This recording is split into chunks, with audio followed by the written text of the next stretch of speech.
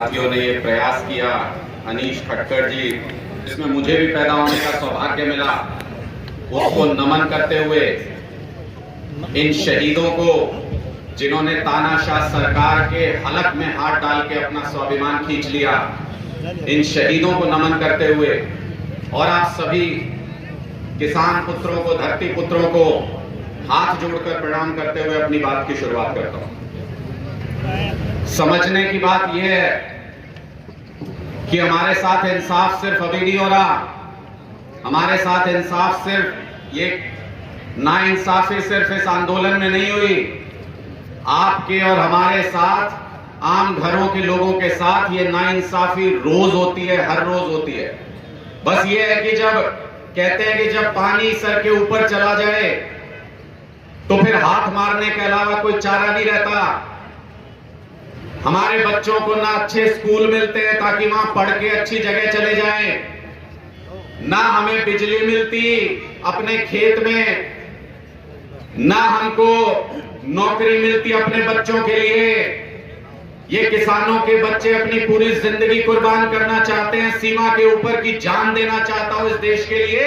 ये सरकार कहती है कि 4 साल बाद रिटायर हो जाना। जब खाद मांगने जाओगे खाद नहीं मिलेगी, जब फसल का रेट मांगने जाओगे फसल का रेट नहीं मिलेगा, जब फसल खराब हो जाएगी तो मुआवजा नहीं मिलेगा। आपके साथ हर पल इंसाफ इस सरकार ने छीन लिया, आपसे नाइंसाफी होती रही हर पल, और अभी भी होती है। लेकिन अगर कोई हमारी धरती के साथ खिलवाड़ करने का कोशिश करे, लेकिन अगर कोई स्वाभिमान के साथ खिलवाड़ करने की कोशिश करे तो फिर लड़ना जरूरी हो जाता है। और ये जो लड़ाई जिसकी आज याद में यहां पे बैठे हैं, ये लड़ाई भी ऐसी ही लड़ाई थी। आपसे आपकी जमीन छीनना चाहते थे, आपका स्वाभिमान छीनना चाहते थे।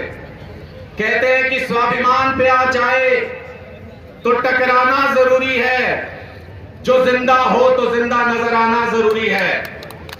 ये वही लड़ाई थी। ये 19 शहीदों के लिए आज यहां पर हम इनको नमन करते हुए एक श्रद्धांजलि स्थल बना रहे हैं, इनको याद करें, इनकी कहानियां सुनाई जा सके। लेकिन मैं चाहता हूं एक ऐसा दिन आए, एक ऐसी सरकार आए जो 700 शहीद हुए इस आंदोलन के अंदर, उनके गांव में, उनकी जगहों पे उनको भी इसी तरीके से श्रद्धांजलि दी जा सके, श्रद्धांजलि स्थल बनाए जा सके, ताकि इतिहास बन जाए ये कुर्बानी जो इन लोगों ने दी। और किस लिए कुर्बानी दी?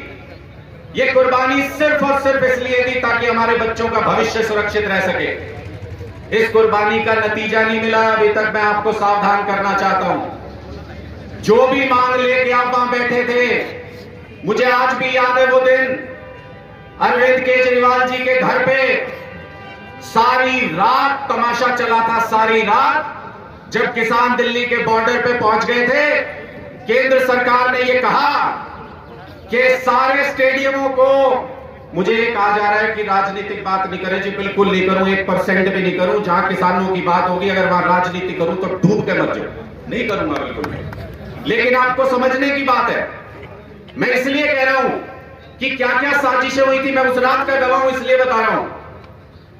उस रात को केंद्र सरकार की तरफ से यह कहा गया तारी सरकार भंग कर देंगे, तुम आके सरकार नहीं चला पाओगे एक दिन के लिए भी।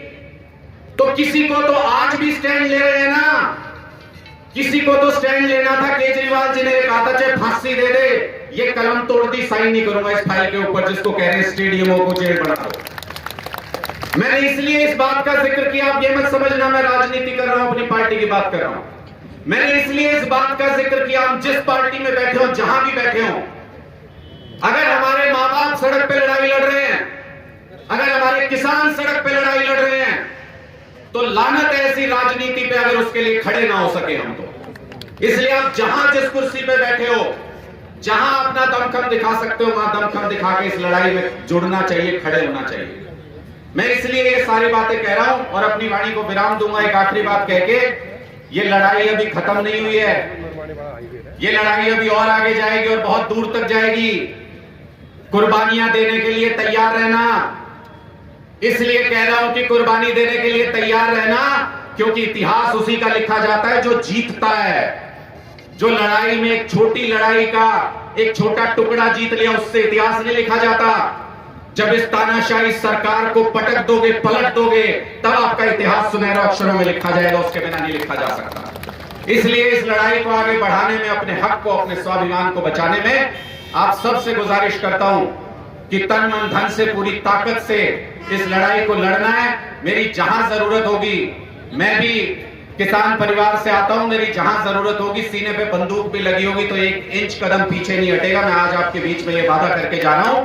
बहुत बहुत शुक्रिया। हर खबर का मतलब ब्रेकिंग न्यूज नहीं, हर बहस का मतलब हंगामा नहीं। हरियाणा की सारी खबरें केवल हरियाणा बुलेटिन पर, सीधी बात, नो बकवास।